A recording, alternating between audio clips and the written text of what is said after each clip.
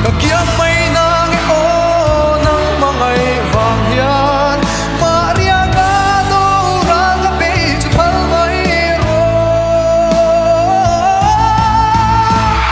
Ityang na to, inong panong na to Anido